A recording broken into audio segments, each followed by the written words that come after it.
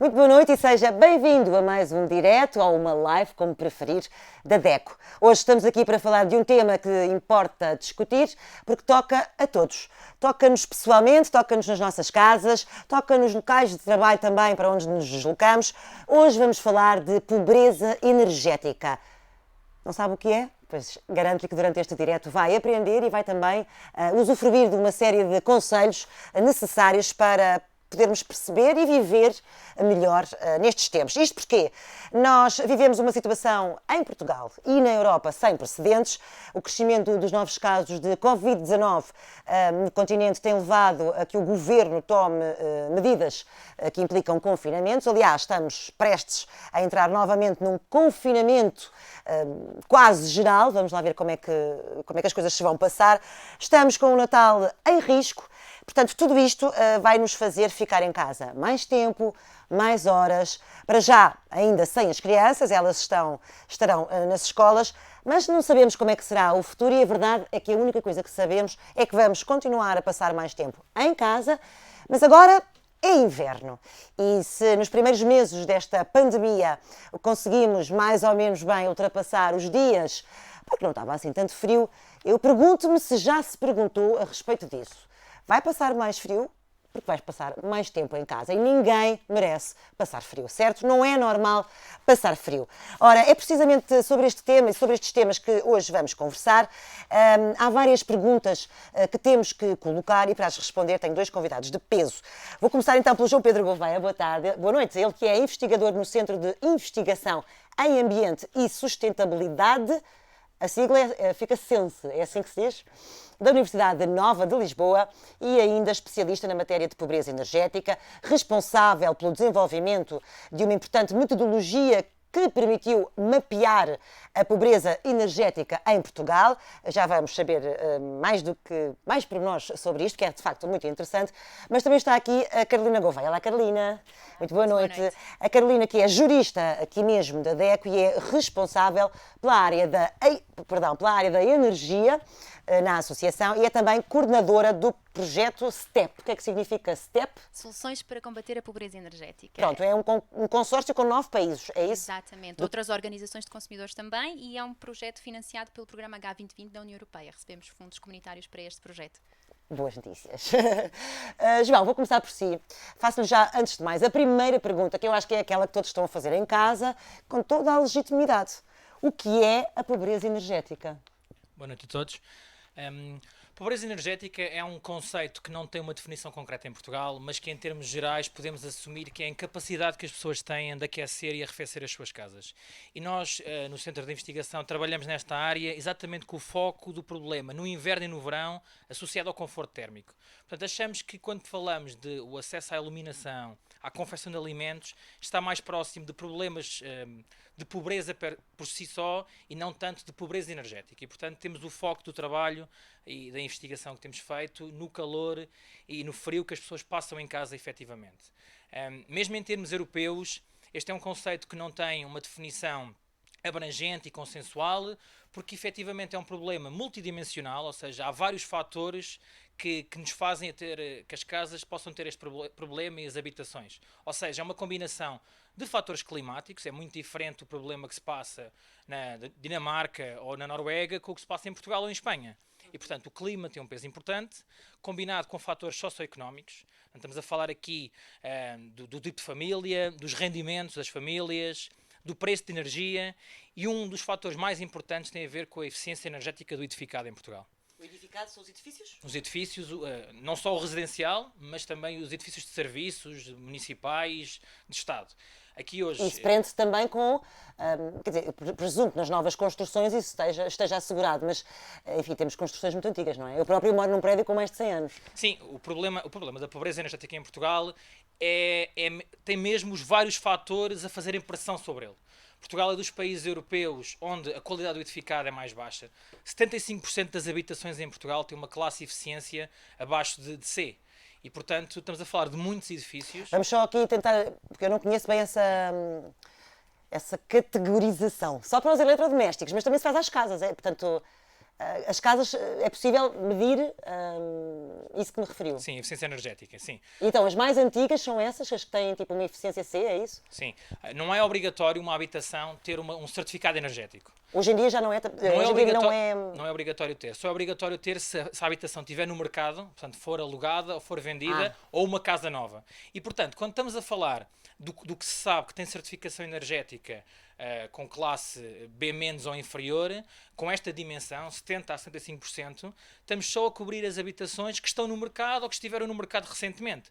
Portanto, habitações muito antigas, se calhar como a sua, como nunca foi ao mercado, nem se sabe qual é a certificação. E, portanto, estamos a falar provavelmente de um estoque de edifícios muito, muito pior do que efetivamente que sabemos em termos estatísticos. Falou aí de classes e há muitas pessoas que podem não entender isso. Falou que na classe C, portanto, estes 75% correspondem mais ou menos a uma classe C, certo? C ou inferior, portanto. C ou inferior. E acima do C temos o B, temos o A, mas não para aí. Há o A, há o A mais, há o... Exato. Só para ver que esse C se calhar não é um terceiro lugar, ainda é mais abaixo que isso, não é? Esta certificação energética dos edifícios é muito semelhante ao que disse, que já vemos nos frigoríficos, nas máquinas de lavar roupa, que é aquele esquema de cores, não é? Que vai passando de verde para o vermelho. E para os edifícios existe exatamente a mesma coisa. Se eu quero vender a minha casa, como disse o João, ou arrendar, tem que ter o certificado energético. E como disse o João, ou seja, esse nível do C já começa a ser o amarelo a tender para o vermelho. Os mais elevados são muitas vezes edifícios novos ou que forem renovados, mas com grandes níveis de qualidade em termos de desempenho energético. E de facto é isso que acontece. Sim, e isso, para completar, e o que isto quer dizer em termos práticos é habitações sem isolamento, não há vidros duplos, portanto não há isolamento nem nas paredes, nem nos telhados, não há solar térmico, não há fotovoltaico. Estamos a falar de qualidade construtiva baixa, porque não era essa as regras, os regulamentos existentes em edifícios muito antigos e quando houve um boom da construção em Portugal. Portanto, eu diria que o problema da pobreza energética em Portugal está muito centrado na parte do edificado, claro que também associado aos preços de energia. Portugal tem preços de energia, ou seja, de eletricidade e gás para as habitações, quando comparamos com o poder de compra, portanto não é só em termos absolutos do país, mas tendo em consideração os rendimentos das famílias, torna Portugal efetivamente um país bastante vulnerável. Tudo isto combinado com clima em diversas zonas, com a vulnerabilidade, eu diria, não só no inverno, com as pessoas a passarem frio, mas também no calor em certas zonas do país, com muito calor no interior, e portanto a vulnerabilidade é dupla. E é isso que traz com que Portugal, quando olhamos para métricas comparativas europeias, seja dos piores países do ranking europeu. O que é muito Pois eu ia perguntar isso, qual é que será o país que está lá mais em cima? Os do norte da Europa, não?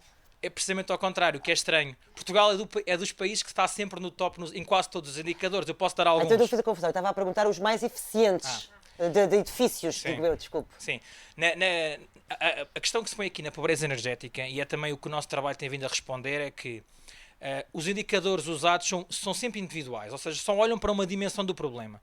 Portanto, estamos a comparar, por exemplo, Portugal nos preços de energia, é só um assunto, não estamos a combinar com o resto. Okay. Ou estamos a comparar, há uma questão que se faz muito, que faz-se num inquérito anual de como as pessoas vivem em casa e do rendimento, que se faz a todos os países europeus, e perguntam às pessoas se estão confortáveis no verão em casa, se estão confortáveis no inverno. E Portugal, nestes indicadores, é dos indicadores onde as pessoas dizem que 20% a 30% da população não está confortável em casa. E é dos piores países. E quando nós olhamos para o nosso clima... Portanto, não há uma dúvida que os consumidores portugueses sofrem com isto. Sim, e não é só, eu diria que não é só o problema mais extremado da pobreza energética, mas a maioria dos consumidores e das pessoas em casa sofre de problemas de conforto térmico. Portanto, não é uma fatia de 20%, 30% dos portugueses que pode estar nesta faixa de pobreza energética, mas eu diria que 80% a 90% das pessoas passa frio e passa calor em casa. Podem não ter a combinação de todas as variáveis que fazem pressão sobre esse problema, mas pelo menos tem uma ou duas que fazem com que efetivamente não estejam confortáveis no verão ou no inverno nas suas casas. Mas há boas notícias. O problema está identificado, não é? Mas há boas notícias. Carolina, a DECO tem agora um novo gabinete precisamente para estas questões, verdade? Para dar todo o tipo de aconselhamento, precisamente por ser um problema estrutural. Ou seja... o consumidor que deseja resolver este problema em sua casa, se calhar não pensa que poderá, ou pode pensar que se calhar é um bocadinho injusto estar a gastar dinheiro numa nova janelas ou numa nova... Enfim, este gabinete vem ajudar a esclarecer, não é? Exatamente. Acho de facto Que gabinete é? Gabinete para... Gabinete de Aconselhamento de Energia. Pronto. Ou seja, queria também deixar aqui a mensagem um pouco que culturalmente nós aceitamos que no inverno tenha que pôr mais mantas nos sofás, que tenha que usar um roupão dentro de casa ou até casacos. Já vimos famílias em casa de casaco. E aceitamos isto. É normal, está frio, é inverno e às vezes está mais frio dentro de casa Verdade, do que na rua. verdade. E temos que parar de achar que isso é normal ou que é aceitável e que não é só quando vamos ao estrangeiro, a outras casas e que sentimos que conforto. Verdade. Eu queria isto na minha casa.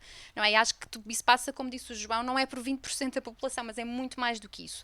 Mas claro, depois temos a população com muito menos rendimentos que vai ter mais dificuldades e que são precisos apoios para que possa mudar as janelas, para que possa melhorar o isolamento ou para ter um melhor sistema de aquecimento. Depois temos uma faixa da população que até pode fazer, mas também não sabe por onde começar.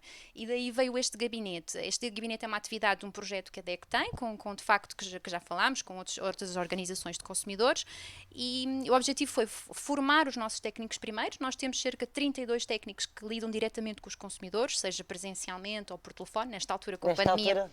Lá terá que ser o telefone, não é o mais ideal para estas situações, e vamos tentar fazer uma abordagem mais global da situação daquela família, em que vamos ter que fazer algumas questões, claro, perceber o que é que se passa em casa, que condições é que tem, se tem umidade, se tem filtrações, se tem bolor nas paredes, Claro. que tipo de sistema de aquecimento tem, quanto é que gasta com a energia por mês.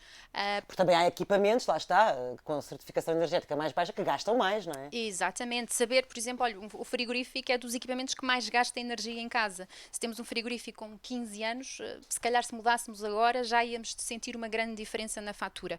E depois perceber-se... Exatamente, no meu caso. Exatamente, tenho um frigorífico com 15 anos e tenho... Ele funciona. Olha, isto agora é uma questão importante.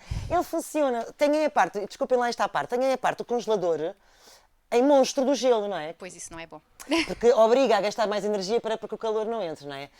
E eu de vez em quando vou lá, limpo o gelo e fico para não ter que comprar um novo, para não gastar mais de 300 euros. Mas se calhar está-me a sair caro na fatura e eu nem percebo. Essa discussão é importante e faz-me lembrar uma coisa ainda mais simples do que o frigorífico, são as lâmpadas.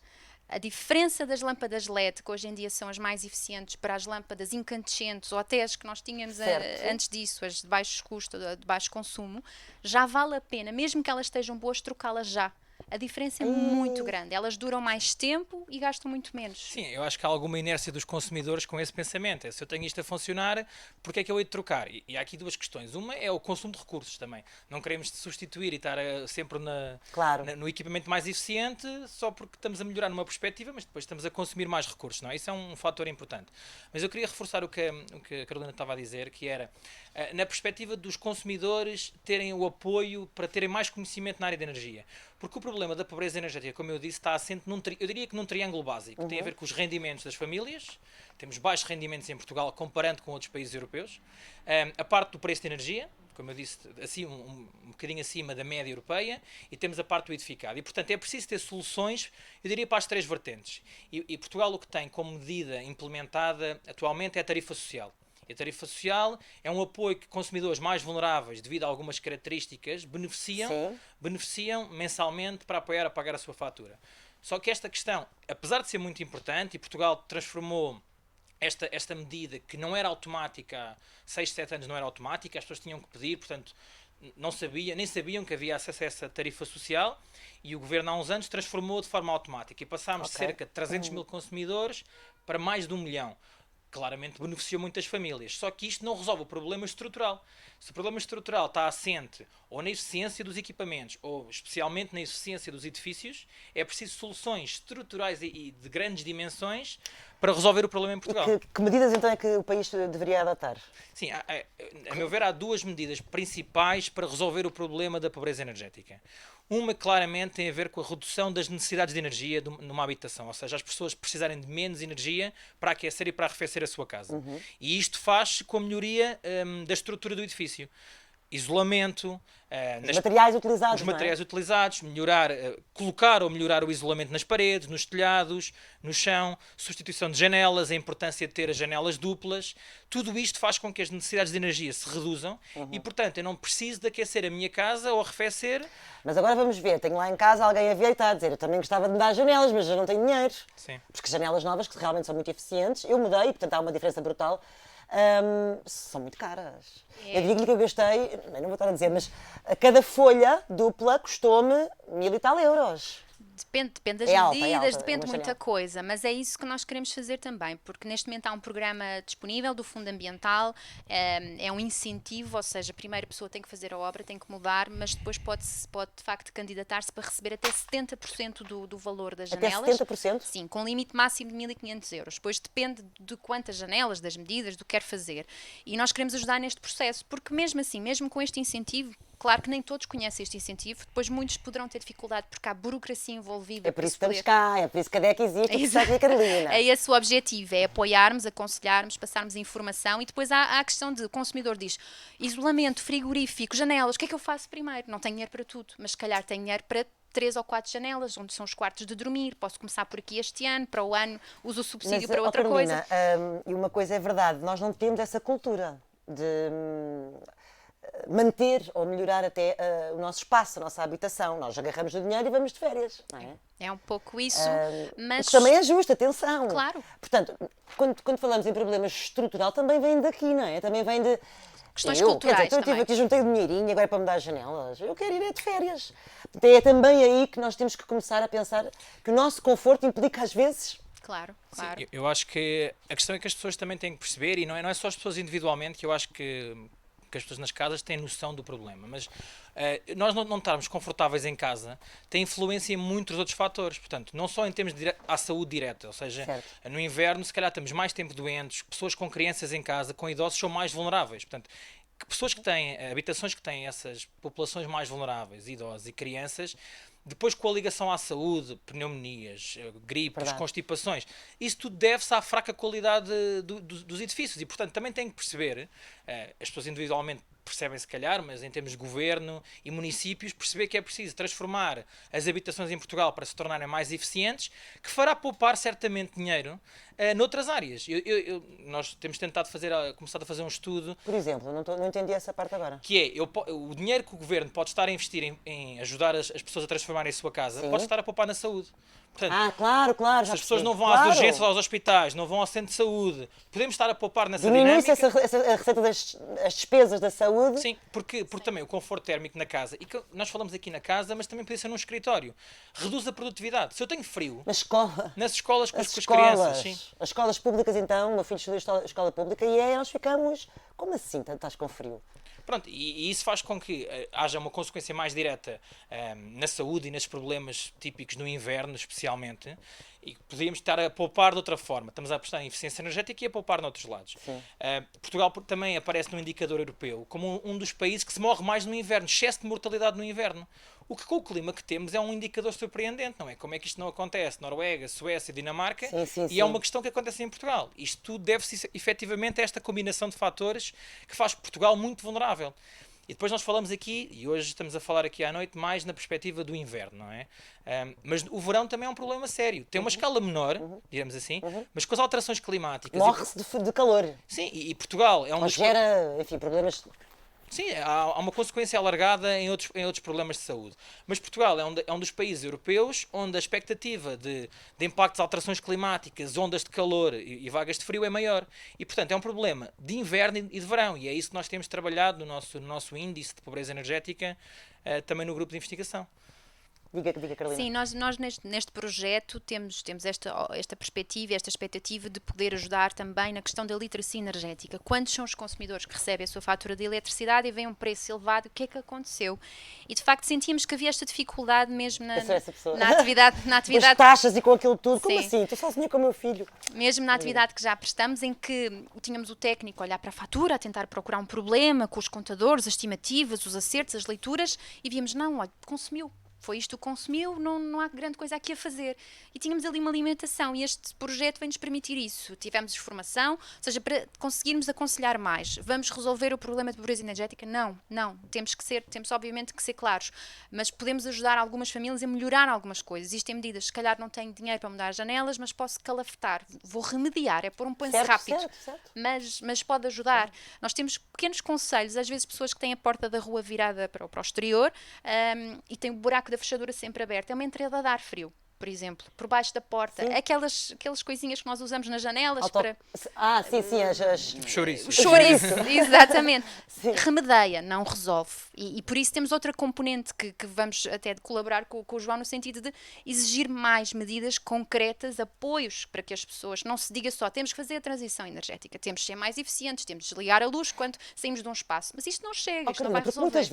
Muitas vezes, não sei se é muitas, mas há famílias que não é por uma questão de não terem esse dinheiro para investir, é porque nem sabem. Tal e qual. A Depois iliteracia que fala é essa, certo? Exatamente. Não sabem para onde se virar, não sabem ler uma fatura. Sim, Estou a falar por mim mesmo É também. verdade. Sim. Atenção, o mercado de energia também não é nada fácil, a construção das tarifas é complicada, por isso, às vezes, há limites para aquilo que se pode simplificar, mas a fatura tem muitos problemas, sem dúvida, e vai tendo cada vez mais, infelizmente, em vez de sendo simplificar, estamos mesmo já a havendo complicar. concorrência, está a falar das várias... Sim, mas são às vezes também obstáculos que se vão criando da própria política que se vai pondo. Pois. Por exemplo, um exemplo é o IVA, que agora vai reduzir, vai beneficiar algumas famílias, muito pouco, mas vai beneficiar, mas vai-se criar mais componentes dentro da fatura para se poder fazer esta redução, porque não só optou por fazer uma redução total do IVA para a fatura toda, vamos só reduzir bocadinhos. Aqui uma dúvida, por exemplo, uma família que poderá vir a beneficiar dessa medida tem que se inscrever? Ou automaticamente isso vai ser descontado na fatura? Pois, depende. Porque isso depende do IRS, não? Dos rendimentos da família, vá. A questão do IVA, não. Ou seja, o IVA vai baixar, tem a ver com a potência contratada que a pessoa tem em casa, depois tem que ver, lá está, mais um termo a sair, a potência contratada. O que é que isto é? Quando estamos em casa e ligamos muitos equipamentos ao mesmo tempo, o quadro vai abaixo, não é? Porque depende da potência que eu contratei. Se eu quero ter muitos equipamentos a funcionar, posso querer aumentar a potência. E isto é um encargo que tem. Se eu quiser subir, vou ter que pagar mais também. É um valor fixo da fatura, digamos assim. E há uma limitação para esta questão do IVA. Mas depois, para as famílias numerosas, que são 5 ou mais pessoas no agregado familiar, o IVA também tem uma componente diferente. Aí já vai ser preciso uma inscrição, há alguma burocracia envolvida. Isto vai ser para março. Mas nós também vamos dar essa informação no nosso gabinete. Mas se não houver apoio, se nós continuarmos só com uma tarifa social de energia, como o João diz, não resolve, ou só com um fundamental que os fundos são limitados, não vamos resolver o problema. É preciso mais. João, diga. Não, eu ia dizer que, quando estamos a Carolina está a explicar a parte das faturas, mas eu acho que quando falamos da pobreza energética, é um conceito que, em termos do país, não está entendido. As pessoas não têm esse conhecimento, não percebem até Portugal como é que está neste enquadramento europeu e, portanto, o que nós temos vindo a fazer nos últimos 3, 4 anos é este desenvolvimento de um índice de vulnerabilidade à pobreza energética, em que mapeámos as 3.092 freguesias portuguesas, tentando combinar vários fatores. Portanto, temos incluído a parte da eficiência energética dos edifícios, dos equipamentos, o consumo real da estatística que existe nas casas pelo país fora, temos a parte climática, indicadores socioeconómicos, porque eu ter uma família, como eu disse há pouco, com idosos ou com crianças aumenta a vulnerabilidade, certo. E portanto temos este indicador composto que nos permite apoiar também, é o que temos feito, apoiar municípios e agências de energia, associações locais, para perceberem efetivamente onde é que é a sua freguesia no seu município mais vulnerável, por exemplo, onde pode canalizar primeiro apoios. E também temos trabalhado com perceber as causas locais do problema, que é o quê? Pode ser efetivamente parte socioeconómica dos rendimentos, pode ser a parte de eficiência energética nas janelas ou nas paredes, pode ser uma parte climática e portanto aí é mais difícil, não há grande volta a dar, e portanto temos tentado alocar e ter projetos que nos permitissem apoiar efetivamente os municípios e associações para na sua região perceberem primeiro, qual é o problema principal para aquele resultado de pobreza energética e onde é que podem primeiro atacar, digamos, se é janelas, se é paredes e o custo associado. É possível consultar esses resultados do mapeamento ou não? Era interessante. Tipo, quais são as zonas mais problemáticas? É a parte rural? É a parte rural, mas é a parte do interior do país. Estamos a falar do Alto Tâmega, também estamos a falar da Madeira, porque combina. Sim? Sim, porque combina o clima até é Pois é. ameno, mas depois combina outras variáveis socioeconómicas, como o rendimento, a parte dos edifícios. Portanto, por isso é que o nosso índice, além de ser inovador para Portugal e permitir este detalhe espacial, é também no contexto europeu. Nunca ninguém tinha feito um índice tão detalhado que nos permitisse não só perceber a pobreza energética no país como um todo. Portanto, antigamente, antes do nosso índice, sabíamos que Portugal podia ser o terceiro, o quarto, o primeiro país de um ranking que comparava Portugal com Espanha, com Malta, com a Grécia. O que o nosso índice vai trazer é, dentro de um país, como é que eu consigo, onde é que são as zonas mais vulneráveis. E, portanto, temos as 3.092 freguesias, Certo. temos mais de 200 tipologias de edifícios, trabalhamos com dados reais de certificados energéticos, tentando, efetivamente, combinar diferentes indicadores para ter este análise global. Acha que podemos dizer que isto que está a acontecer agora é então o arranque para que Portugal entre realmente nessa... Eu acho que sim, porque primeiro é preciso alertar as pessoas para o problema, e acho que já temos conseguido vindo a fazer, não muitos agentes ainda, mas alguns têm conseguido trazer isto para a discussão pública. Hoje é um caso destes, Sim. mas temos noutros locais também conseguido fazer. Isso é o primeiro ponto. Depois é preciso, não digo definir um conceito, porque há uma abrangência que se consegue trabalhar sobre um conceito bastante alargado. E depois é preciso perceber como é que se mede, como é que se faz a monitorização, porque não me chega a dizer, o que nós temos atualmente, que esta zona é pior que a outra. É preciso ter forma de eu conseguir, ok, Claro, se o governo claro. implementa uma Percebo. medida, onde é que isto melhorou? E é isso que estamos a trabalhar. Ó João, só uma pergunta. O meu prédio que tem 100 anos, presumo que energeticamente seja melhor deitá-lo abaixo um dia e construir um novo. Mas não queremos descaracterizar a cidade. Não, mas isso é É importante. possível tornar estes edifícios antigos energeticamente, como é que se diz, sustentáveis? É assim? Sim, mais eficiente. Eficientes, sim. Mais eficientes? Melhor desempenho energético. Sim, uma coisa curiosa é que às vezes, depende das zonas do país, mas edifícios com 100 anos está-se mais confortável em casa do que edifícios com 30 ou com 40. Ah, ok. Porque em termos de construção e as soluções construtivas da altura, por exemplo, se vamos para o Alentejo, em Évora... Sim, eu tenho madeira paredes de verdade, portanto é diferente, é um material Exato, condutor, ou, fica ou quente. paredes muito grossas de pedra, há uma inércia térmica muito superior do que paredes de peladura. Claro. Há bairros nas redondezas de Lisboa, digamos assim, que mais valia ir abaixo, isso não há dúvida. Agora, edifícios mais antigos, por exemplo, no centro histórico de Lisboa ou no centro histórico de algumas cidades de Portugal, aí não, aí efetivamente é difícil a identificação de soluções construtivas mais eficientes, porque há regulamentos de proteção, há bairros históricos que têm que manter-se a Certo. traça e, portanto, não é só chegar e mudar para soluções mais eficientes e mais baratas. É preciso responder às regras dos locais e da renovação, mas há soluções. Se não vai mais pelas janelas, se calhar vai mais pelo telhado. Se não vai pelo telhado, vai pelos equipamentos. Portanto. E em relação a estas soluções, porque eu acho que lá em casa é isso que também as pessoas gostavam de perceber melhor, as soluções que realmente estão ao alcance, por vezes pode parecer um pouco injusto, não é? Terem que despender essa quantia toda sem ter um apoio estatal que o permita fazer. Mas, na verdade, estaríamos a salvaguardar o edificado, como diz, não é? Uma pessoa que invista, por exemplo, a minha casa é minha, não é? Eu não a alugo, é minha.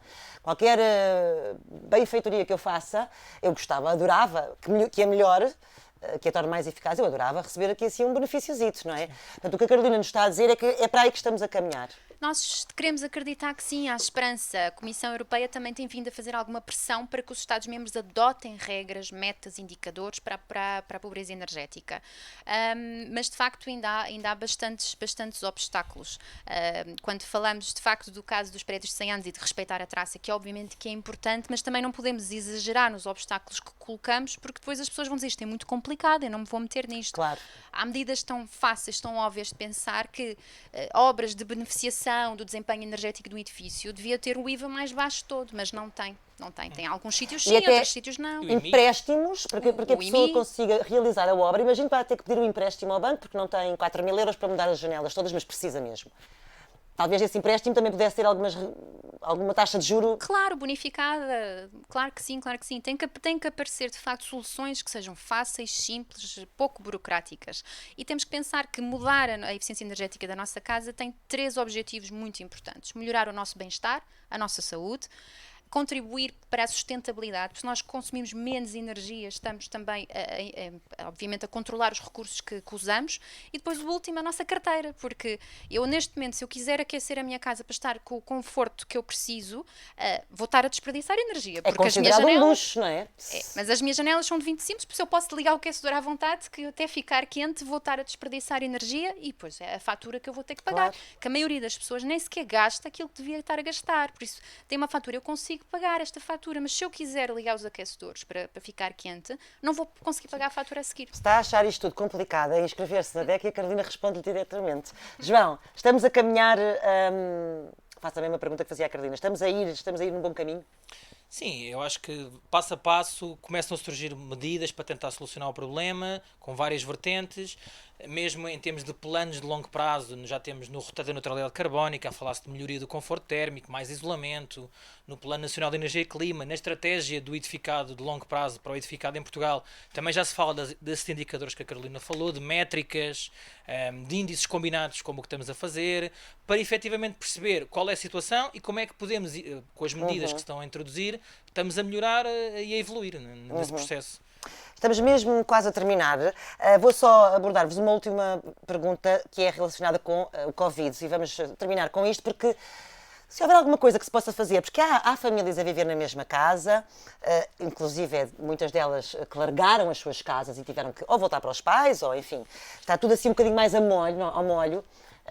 Uma ou duas dicas para estes meses que vêm aí frios, complicados, está tudo em casa. Não é? Já não é fácil de várias maneiras. Claro. Se for de facto medidas de baixo custo, nós temos 3 tipos de medidas que podemos depois recomendar. As de baixo custo ou de quase custo nenhum e depois medidas de custo mais elevados, que houve muita gente que aproveitou até para fazer obras em casa, porque passamos tanto tempo em casa que começamos a perceber o que é que precisamos de melhorar. Mas às vezes pequenas calafetagens de começar a perceber por onde é que está a entrar o frio e tentar calafetar. Existem fitas que se colam, são baratas. Sim. Mudar as lâmpadas em casa, vais sentir a diferença e depois os pequenos gestos que ainda nos esquecemos, equipamentos em stand-by, deixar luzes ligadas, estar a aquecer uma divisão e ao mesmo tempo ventilar, abrir a janela, é um desperdício. Há coisas pequeninas que podem ser feitas, mas de facto podemos dar um aconselhamento mais detalhado, mais personalizado, se entrar em contacto com a DEC. Podemos não ter o orçamento para mudar tudo de uma forma espetacular, mas podemos, se calhar, ter um orçamento para comprar as tais fitas, para começar assim, não é? Claro. Um tapete grande, enfim, que ajude. João, para terminar também, quer-nos deixar algum conselho, uma última... Não, eu queria reforçar a importância das pessoas realmente terem conforto térmico em casa. Porque não é só uma questão de eficiência energética dos edifícios, do preço de energia, do que se gasta com a energia, mas é as pessoas estarem confortáveis para não haver consequências de saúde, de produtividade. É muito importante reforçar que temos que também mudar um bocadinho culturalmente. Tentar transformar-nos, sermos mais evoluídos, termos mais essa ambição de ter mais conforto em casa, que realmente acho que é importante. E também estar em casa, não é? Estar em casa, gostar de estar em casa. Não é? E a importância de consumir também de forma sustentável energia. Porque nós não estamos aqui a dizer, e essa acho que é um ponto importante, só consumir mais por consumir. Por isso é que é importante as medidas de eficiência energética e soluções mais adaptativas. Não é gastar mais energia, consumir mais gás natural ou mais eletricidade. É mais perceber como é que de uma forma sustentável É aprender, de facto. conseguimos transformar e temos mais Só conforto. uma dúvida que está aqui atrás da orelha. Quem é que está acima disto tudo? É o Ministério do Ambiente? Sim, diria que para este tema sim, a Secretaria de Estado de Energia dentro do Ministério do Ambiente. Também temos a ADEN que gera as questões de eficiência energética, dos certificados energéticos, mas são várias entidades. E como é um problema de multifatores e multidimensional, também é importante no futuro trazermos se calhar o Ministério da Saúde. Claro, na parte, faz todo sentido, na claro parte que da sim. habitação social, na parte da economia, portanto, é trazer todos os ministérios, alguns ministérios, porque efetivamente para criar as soluções mais adequadas. Olha, eu cheguei aqui com imensas dúvidas e saio daqui bastante elucidada. Muitíssimo obrigada, Carolina. Obrigada, João, Obrigada também. a nós. Aí em casa, penso eu que terá sentido o mesmo. Ainda assim, posso lhe dizer que ninguém está livre deste flagelo. O frio existe, mas não é normal ter frio. Se ficou com algumas dúvidas ainda, ou se ficou cheio cheio de vontade de dar aí uma mudança na sua casa, ainda com um orçamento mais pequenininho, vou-lhe deixar então os contactos da DECO. Torne-se, eu sou sócia da DECO, torne-se sócio também. E estou a dizer isto, nem está aqui no guião. Já é agora, mesmo... não é preciso ser sócio, não? este atendimento é gratuito. Ai, que Sim, maravilha! sim, sim. Olha, uma informação Então importantíssima. é um programa que é obviamente financiado e o objetivo para chegarmos ao maior número de famílias e principalmente aquelas que possam ter menos recursos, não é preciso ser sócio e é gratuito. Faz todo sentido. Obrigada, Carolina. Então, como está a ver, é isso mesmo. Eu, de facto, encontro apoio na DECO de várias formas. Desta forma, para este tema, não precisa de se inscrever, mas se eu fosse assim também o faria, se pudesse. Ficam aqui então os contactos. Pode tratar já de enviar um e-mail para energia@deco.pt, expondo os seus problemas, as suas dúvidas, o que se passa na sua casa. Pode também ligar amanhã, a partir de amanhã, para o 21 371 0200 ou pode ir presencialmente por marcação, penso eu, até a algum local de atendimento da DEC, tendo em conta que estamos em teletrabalho. Obrigada mesmo. Reveja ou partilhe este vídeo com quem pense que tenha uma casa com uma eficiência energética baixa. É assim o termo? É, que está às vezes ótimo. engano. Muito obrigada e uma boa noite. Obrigada, Obrigada por boa estar desse lado.